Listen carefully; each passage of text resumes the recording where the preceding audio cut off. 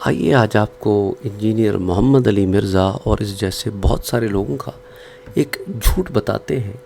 جو امام نسائی کی شہادت سے متعلق گھڑا گیا ہے،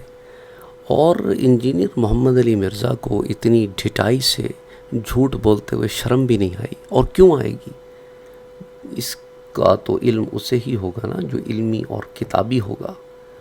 اسے تھوڑی ہوگا جو علمی اور کتابی ہونے کا ڈھونگ کرے لیکن اصل میں نیم رافضی ہو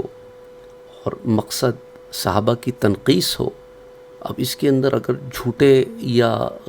ضعیف یا مردود واقعے بھی بیان کرنے پڑے تو چونکہ مشہور ہیں تو پوچھتا کون ہے؟ سوال آیا کہ سر یہ امام نسائی کی شہادت کا واقعہ، یہ اس کے بارے میں کچھ بتائیں کہ آیا اس میں سچائی ہے بھی کہ نہیں ہے؟ دیکھیں، امام نسائی کے بارے میں عوام اور خواص میں ایک قصہ مشہور ہے کہ انہیں شام کے ناسبیوں نے بہت مارا، اور اتنا مارا کہ اس کی وجہ سے شہید ہو گئے۔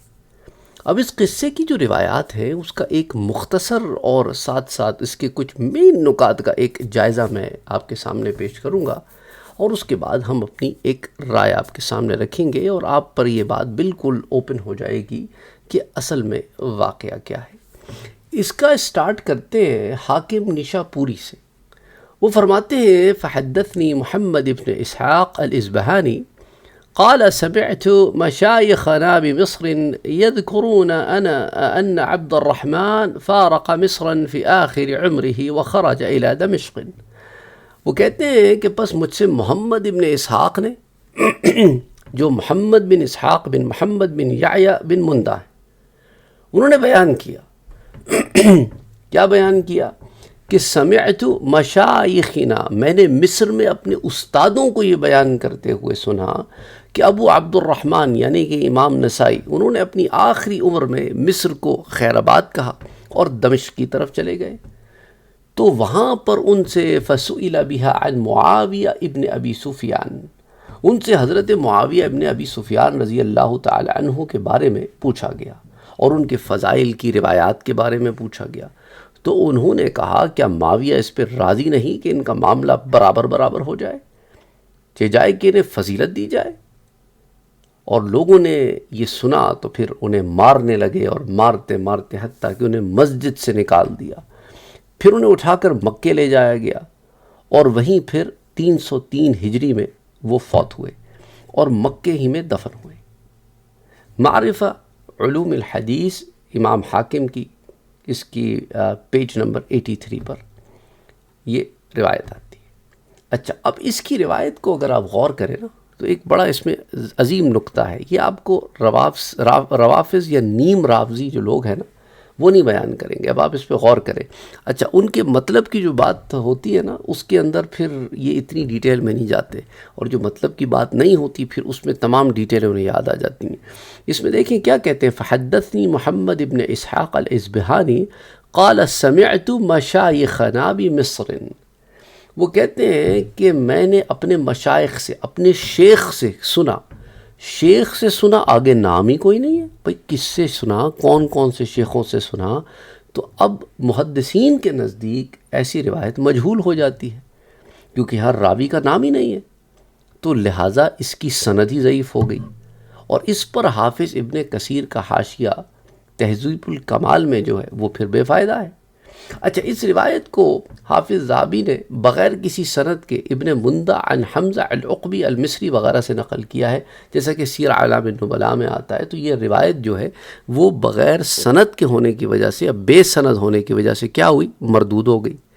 اچھا، کہا جاتا ہے کہ امام حاکم نے امام ابو الحسن علی بن عمر الدارقطنی سے نقل کیا، اس کو لکھا ہوا ہے کتاب میں، جو میں آپ کو ریفرنس بھی ابھی آگے دیتا ہوں، تہذیب الکمال جو امام مزی کی ہے، اور پھر وہ اختصرہ الذہبی فی سیر اعلام النبلاء میں بھی اس کو لکھا ہے اختصار کے ساتھ کہ کان ابو عبد الرحمن افقہ مشائخ مصر فی عصرہ وعرفہم بالصحیح والسقیم من الآثار۔ وہ کہتے ہیں کہ ابو عبد الرحمن نسائی اپنے دور کے اساتذہ مصر میں سب سے بڑے فقیہ تھے، صحیح اور ضعیف روایات کو سب سے زیادہ جاننے والے، اسماء الرجال کے سب سے بڑے ماہر تھے۔ پھر جب وہ اس مقام پر پہنچے تو لوگوں نے ان سے حسد کیا، پھر وہ رم اللہ تشریف لے گئے، یہ آج بھی فلسطین میں شہر موجود ہے رم اللہ. تو ان سے معاویہ کے فضائل کے بارے میں پوچھا گیا تو وہ چپ رہے. پھر لوگوں نے انہیں جامع مسجد میں مارا تو آپ نے فرمایا مجھے مکے لے جاؤ. پھر وہ آپ کو مکے لے گئے اور آپ بیمار تھے اور مکے میں آپ کو شہادت نصیب ہوئی. اچھا، اگر یہ روایت امام حاکم یا امام دار قطنی سے بسند صحیح ثابت بھی ہو جائے تو میرا بھائی ایک بڑی ٹیکنیکل پرابلم یہاں آ جاتی ہے. وہ یہ ہے کہ امام نسائی کو اسی روایت میں اور اس سے پچھلی روایات میں بلکہ 303 ہجری میں آپ کی وفات بتائی گئی ہے، ٹھیک ہے. اور امام دار قطنی تو پیدا ہی 305 یا 306 ہجری میں ہوئے ہیں. تو میرا بھائی امام دار قطنی نے اپنے پیدا ہونے سے پہلے کیسے روایت نقل کر دی؟ یہ تو ڈائریکٹ روایت نقل کر رہے ہیں نا. امام حاکم کہتے ہیں امام دار قطنی سے میں نے نقل کیا. امام دار قطنی کے آگے کوئی سند ہی کوئی نہیں ہے. تو یہ روایت پھر منقطع ہو گئی اور مردود ہو گئی. تو یہ وہ روایات ہیں جنہیں بعض علماء اور واعظین جو ہے وہ بڑے مزے لے کر بیان کرتے ہیں اور سمجھتے ہیں کہ ہم حب علی بیان کر رہے ہیں، حالانکہ جھوٹ کا پرندہ بیان کر رہے ہیں اور نام مولا علی کا ہے. اور یہی ہے کہ حضرت علی رضی اللہ تعالیٰ عنہ اور اہل بیت کا کارڈ کھیلتے ہیں، ان سے محبت کا اظہار کرتے ہیں. پس پردہ ان کا موقف یہ ہوتا ہے کہ صحابہ کی تنقیص کی جائے اور امت کو توڑا جائے. اچھا، اب اسی طرح شاہ عبد العزیز دہلوی نے جو امام نسائی کے بارے میں لکھا ہے نا کہ ان کی موت کا واقعہ یہ ہے کہ جب آپ مناقب مرتضوی کتاب الخصائص کی تصنیف سے فارغ ہوئے تو انہوں نے چاہا کہ اس کتاب کو دمشق کی جامع مسجد میں پڑھ کر سنائیں تاکہ بنی امیہ کی سلطنت کے اثر سے عوام میں ناسبیت کی طرف جو رجحان پیدا ہو گیا اس کی اصلاح ہو جائے. تو ابھی اس کا تھوڑا سا حصہ ہی پڑھا تھا کہ ایک شخص سے پوچھا کہ حضرت معاویہ کے مناقب کے متعلق بھی آپ نے کچھ لکھا ہے؟ تو امام نسائی نے جواب دیا کہ معاویہ کے لیے یہی کافی ہے رضی اللہ تعالیٰ عنہ کے لیے کہ برابر چھوٹ جائیں اور ان کے مناقب کہاں ہیں. تو بعض لوگ کہتے ہیں کہ یہ کلمہ بھی کہا تھا کہ مجھے ان کے مناقب میں سوائے اس حدیث لا اشبع اللہ بطنہ کہ اور کوئی صحیح حدیث نہ ملی. پھر کیا تھا، لوگ ان پر ٹوٹ پڑے اور شیعہ کہہ کر مارنا پیٹنا شروع کر دیا اور ان کی اتنی ضربیں پہنچی ان کو کہ وہ آپ بالکل نیم جان ہو گئے اور خادم اٹھا کے گھر لے گئے. پھر فرمایا کہ مجھے ابھی مکے لے جاؤ اور میرا انتقال مکے یا راستے میں بہرحال ان کا انتقال ہو گیا. اور کہتے ہیں کہ آپ کی وفات مکے پہنچنے پر ہوئی، بعض کہتے ہیں، اور کہتے ہیں کہ وہاں صفا مروہ کے درمیان آپ کو دفن بھی کیا گیا. اور بعض کا قول یہ ہے کہ مکے جاتے ہوئے راستے میں رم اللہ یعنی فلسطین میں انتقال ہوا، پھر وہاں سے آپ کو مکہ معظمہ آپ کو لے کے جایا گیا اسی حالت میں، اور پھر آپ کی وہاں. تو بستان المحدثین کے پیج 267 268 پر یہ بڑی تفصیل سے آتا ہے. اچھا، یہ سارا بیان جو ہے نا یہ زیب داستان ہیں اور بسند صحیح سے ثابت ہی نہیں ہے. اگر کوئی شخص یہ کہے کہ امام نسائی کی وفات کہاں ہوئی، اچھا اب مثال کے طور پہ نا یہ جو شاہ عبد العزیز دہلوی کے کھاتے میں یہ جو پورا کا پورا واقعہ انہوں نے ڈال دیا ہے، ان کی ہاں یہ کوئی سند ہی کوئی نہیں ہے اس واقعے کی. ان کا زمانہ کیا، امام نسائی کا زمانہ کیا، زمین آسمان کا فرق ہے دونوں کے زمانوں میں، لیکن اٹھا کے آپ نے ان کے کھاتے میں ڈال دیا کہ نہیں بھائی. یعنی شاہ عبد العزیز دہلوی کی ولادت 1159 ہجری کی اور وفات 1239 ہجری کی ہے، اور امام نسائی کی وفات 303 ہجری کی ہے. اب آپ خود اندازہ کریں، آلموسٹ کوئی 900 850 سال کا فرق ہے دونوں میں. تو ایسے کیسے ہو سکتا ہے؟ لیکن راوزی اور نیم راوزی ان کو یہ تھوڑی ہے، ان کو بس یہ ہے کہ بس کچھ بھی بول دو، عوام کو کیا پتہ، عوام کو کیا خبر، کچھ بھی پڑھا دو، کچھ بھی بتا دو. تو بہرحال یہ اسی طرح کا ایک معاملہ ہے. تو اس لیے میں نے کہا کہ یہ سارا کے سارا جو ہے نا بس ایک زیب داستان ہے، سند کوئی نہیں ہے. اچھا، اگر کوئی شخص یہ کہے کہ اچھا پھر امام نسائی کی وفات کہاں ہوئی، تو اس کا جواب پھر امام نسائی کے شاگرد ابن یونس المصری سے لے لیں جو مورخ بھی ہیں. وہ لکھتے ہیں، سیر اعلام النبلاء میں بھی آتا ہے جلد 14 صفحہ 133 پر، اور المستفاد من ذیل تاریخ بغداد اس میں جلد 19 صفحہ 49 پر بھی آتا ہے، اور تاریخ ابن یونس المصری اس کی جلد نمبر 2 صفحہ 24 پر آتا ہے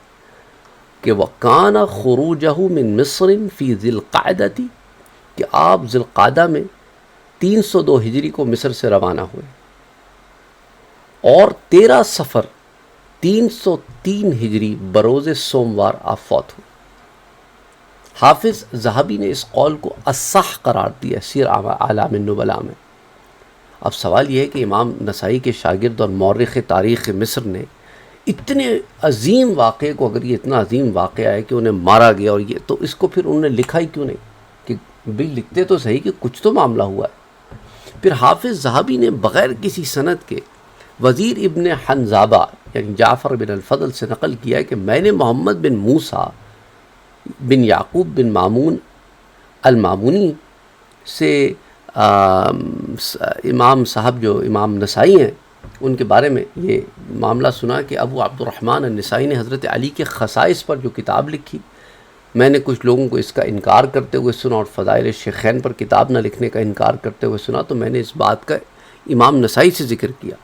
پھر انہوں نے فرمایا میں دمشق میں داخل ہوا اور وہاں حضرت علی کے مخالفین بہت زیادہ تھے، تو میں نے کتاب الخصائص لکھی، مجھے امید تھی کہ اللہ انہیں اس کتاب کے ذریعے سے ہدایت دے گا۔ پھر اس کے بعد انہوں نے صحابہ کے فضائل پر کتاب لکھی، تو میرے سامنے انہیں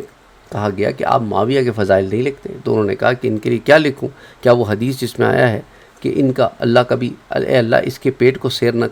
کرنا، تو وہ سائل پھر خاموش ہو گیا۔ تو سیر النبلاء میں یہ جو واقعہ آتا ہے، یہ قصہ بھی کوئی سند کے بغیر ہی لکھا ہوا ہے، کوئی سند ہی نہیں ہے اس میں۔ تو اس قسم کی کسی بھی مار کٹائی کا کہیں کچھ نام و نشانی نہیں ہے بھائی۔ اور اگر کوئی شخص یہ کہے کہ ان قصوں میں صحیح یا حسن سند کا ہونا ضروری نہیں، تو عرض ہے کہ یہ اصول ہی غلط ہے بھائی۔ آپ کو کوئی بات کرنی ہو، منوانی ہو، یا آپ کو مخالف کی کوئی بات رد کرنی ہو، تو صحیح اور حسن کا سہارا لیتے ہو، لیکن یہاں پہ چونکہ اپنی بات چل رہی ہے، مشہور بھی ہے، تو یہاں پر کوئی صحیح حسن کوئی سند ہی کوئی نہیں ہے، بس سب چلتا ہے۔ تو امام نسائی کے بارے میں بستان المحدثین کا اور دوسری کتابوں میں آیا ہوا یہ قصہ اصول محدثین کی رو سے کوئی اس کی سند صحیح ثابت ہی نہیں ہے، اور نہ امام نسائی کا شیعہ ہونا کہیں سے ثابت ہے، بلکہ وہ تو اہل سنت کے جلیل القدر اماموں میں سے تھے۔ اچھا، اب ایک اور انٹرسٹنگ بات میں آپ کو بتاتا ہوں کہ یہ سارا واقعہ جو ذکر کیا گیا نا، امام نسائی نے حضرت معاویہ کی فضیلت کی نفی کی، لیکن یہ واقعہ بسند صحیح ثابت نہیں ہے، اس کی سند میں مجہول اور غیر معتبر راوی ہیں، تو لہٰذا ایسی بے سروپا روایت کا کوئی اعتبار نہیں۔ اور حضور صلی اللہ علیہ وسلم سے حضرت امیر معاویہ کی فضیلت سے متعلق جو یہ بات آتا ہے نا کہ اس سے کچھ ثابت نہیں، جیسے کہ تاریخ دمشق میں ابن عساکر نے کہا اور سیر اعلام النبلاء میں امام ذہبی نے بھی لکھا، تو اس بات کو ذکر کرنے کے بعد امام مزی لکھتے ہیں کہ یہ بات امام نسائی کی حضرت معاویہ کے متعلق سوء اعتقاد پر دلالت نہیں کرتی، بلکہ ان کے متعلق برائی سے روکنے پر دلالت کرتی ہے۔ اور یہ قول ثابت نہیں ہو سکا کیونکہ اس کی سند میں کہ بھئی امام نسائی نے یہ بات کہی ہو، یہ ثابت نہیں ہو سکی، کیونکہ اس کی سند میں ایک شخص ہے جس کا نام ہے ابو العباس اسم، اس کے والد یعقوب بن یوسف بن معقل، ابو فضل نیشا پوری کی تو توثیق ہی نہیں ملی۔ تو بعض کتب میں اس سند سے ابو العباس اسم کے والد کا واسطہ یوں گر گیا، اور حضرت معاویہ کے فضائل کا انکار کرنے کے لیے یہ چھپے راوزی اور کھلے راوزی یہ جھوٹ بولتے ہیں، بالکل جھوٹی باتیں کرتے ہیں۔ میں نے آپ سے ذکر کیا کہ جو سند میں مشائخ نا کا ذکر ہے تو اس سے مشائخ مجہول ہو گئے، تو یہ سند ضعیف ہو گئی، اور اس پر حافظ ابن عساکر کا جو حاشیہ ہے وہ کسی فائدے کا ہے نہیں۔ اور اس روایت کو امام ذہبی نے بغیر کسی سند کے ابن مندہ حمزہ العقبہ المصری سے نقل کیا ہے، یہ روایت بے سند ہونے کی وجہ سے مردود ہو گئی۔ اور امام دارقطنی کی جہاں تک بات ہے تو وہ امام نسائی سے ڈائریکٹ روایت بیان نہیں کر سکتے، کیونکہ وہ تو امام نسائی کی وفات کے 2 سے 3 سال کے بعد تو پیدا ہوئے ہیں۔ تو یہ وہ روایات ہیں جنہیں راوزی اور ان جیسے لوگ بیان تو کرتے ہیں، لیکن اس کے اندر اصلیت کوئی نہیں ہے۔ اچھا، پھر اس بات میں ان کی ایک ضد بھی ہے، وہ کہتے ہیں جی یہ تواتر کے ساتھ ثابت ہے، تو پھر سوال یہ پیدا ہوتا ہے اچھا پھر آپ متواتر کی شرطیں بیان کریں۔ پھر متواتر تو تب ہوگی نا جب اس کو ہر دور میں اتنی بڑی تعداد بیان کرے کہ ان کا جھوٹ پر اکٹھا ہونا ناممکن ہو۔ تو اب یہ ہے کہ یا تو اس واقعے میں متواتر کی شرطیں ثابت کریں،